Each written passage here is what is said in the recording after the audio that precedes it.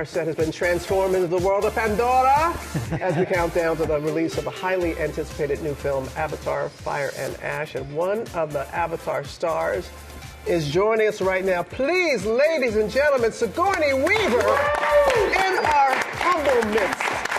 Oh, it's so good to see you, and it was great with you all last week in Paris to be with us as well, because we can't get enough about talking about this. The third one, it is said to be the most emotional of the three.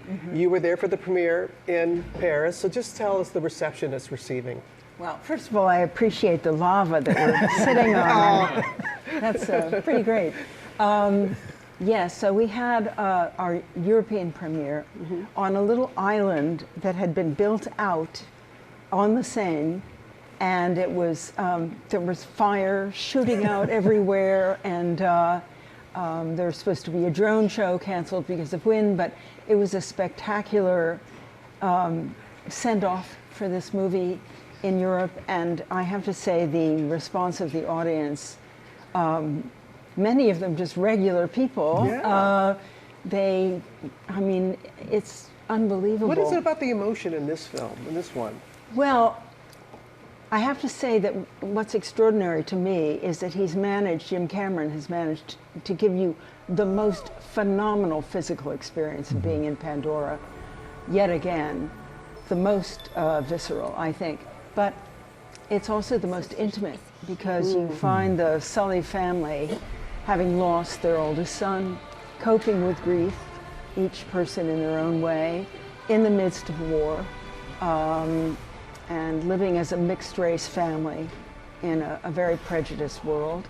And so I found it so incredibly moving.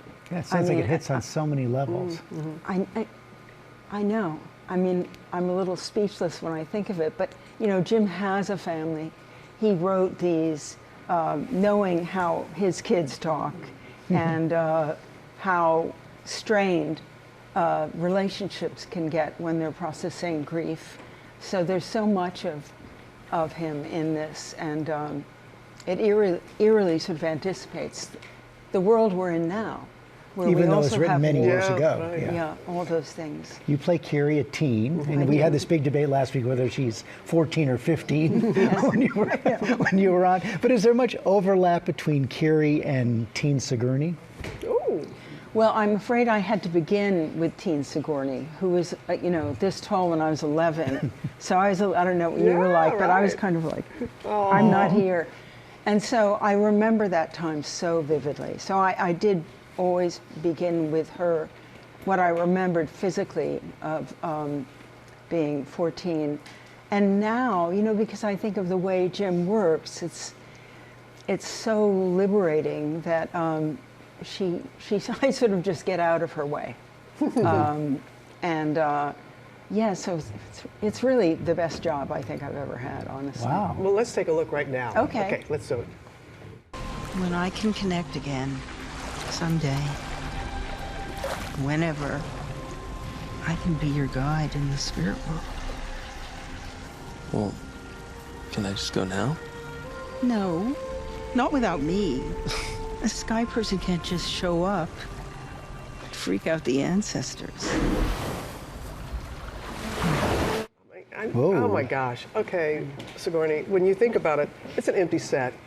How Jim Cameron is able to just, and you've talked about it, how you just walk into an empty set like that. There's something about his mind, his creativity. How does he do it? How does he bring it out of you? Well, I think he's created such a safe space for us on this empty set.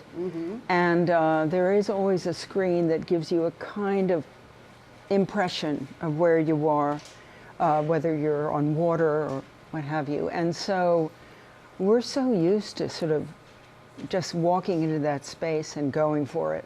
And he's very devoted to us. He's with us. He's not in Video Village.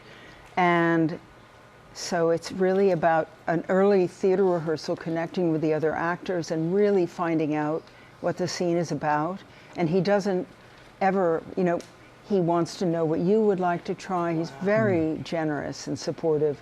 And you don't stop until we've found every possible way of playing it. Oh, it sounds like an amazing experience. But before you go, I want to ask you about another project you're working you have coming out, Dust Bunny. Oh, yes. I think I'm in the biggest movie of the season and the tiniest. Oh, come on. Dust Bunny is the most glorious, enchanting, small movie starring Mads Mikkelsen and this delightful little Scottish girl named Sophie Sloane. You know what a dust bunny is, of course. So it's the little fuzzy thing under your bed. And Aurora thinks that the dust bunny under her bed is coming out at night and eating people. Ooh. So she does not touch the floor anymore. She sort of scoots herself along goodness. on a toy hippopotamus on wheels. It's so enchanting, this Sounds movie. like it is. It does. Yeah. Love your range. Love your I'm range. so lucky. I know, you really are. You are blessed and a blessing. Thank you, Sigourney. Thank you. And we want everybody to know Avatar Fire and Ash, it's in theaters. We have to wait until next Friday, but on the 19th.